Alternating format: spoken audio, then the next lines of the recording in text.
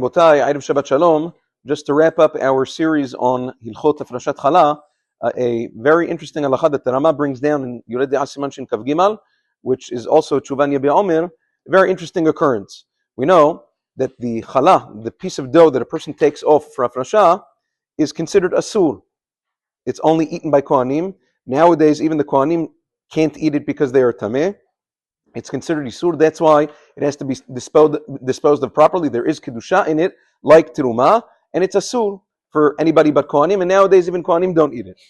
Therefore, a person has to be careful that you separate it and it doesn't get mixed into anything else, because it is midama'at, which means that if it gets mixed into something, it makes it asur.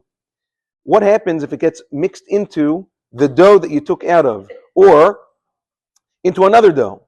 The halacha is that challah, like teruma, like other tithes, the halacha is that it's midameya. It causes the mixture to be asur when it's more than ratio of 1 to 100, which means if the piece is bigger and there's not 100 times of regular dough against that hafrashat challah, the entire dough becomes asur. Now again, if it's a very tiny piece, you can't take off a tiny piece for hafrashat challah, and then it falls in, let's say there's a huge dough, and there is 100 times against that hafrashah in the dough that it fell into, the halacha is that it's mutar, everything's okay. However, if let's say you took off a bigger piece of dough, and there's not 100 times in the dough that it fell into against it, the halacha is that the entire mixture now becomes asur. What do? The Rama quotes from Marivail and other poskim. He says, challah and truma are like kadashim, are like consecrated items, and the halacha is that you are allowed to do like other nidarim. The way you consecrate something, you say harezu challah, it's like a nidir.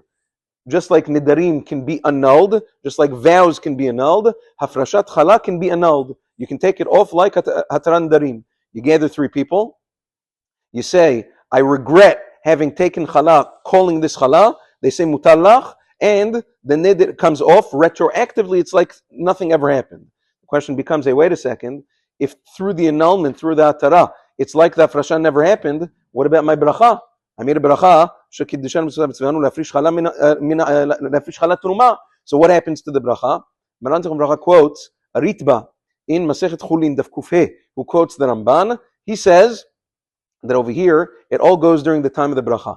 My kavanah was to do a proper mitzvah. At that time, my kavanah was to do hafrasha regular, and therefore, even though something happens later that the mitzvah comes off, or it comes off retroactively, my bracha is still valid. Therefore, when you do the hafrasha a second time, you don't make a bracha, because the first bracha is still applicable. Very similar, the Ritba says actually what he's talking about over there is, let's say a person does netilat yadayim. Does netilat yadayim with a bracha, with kavanah to sit down to a bread meal. After he does netilah, he's about to sit down, he says, you know something? I'm not hungry. I'm not feeling well. Whatever it is. He changes his mind, I don't want to eat now. What happens now to his birkat al netilat yadayim that he made before he wants to sit down and eat? Says the Ritva, not a problem. Since at the time you did the netilah, your kavanah was to eat bread, you completed the mitzvah. Now you change your mind to eat bread later, that's a different story. So to over here, as long as at the time of the bracha, you had kavanah to do the mitzvah properly, the bracha is not in vain. Have a wonderful day and Shabbat Shalom.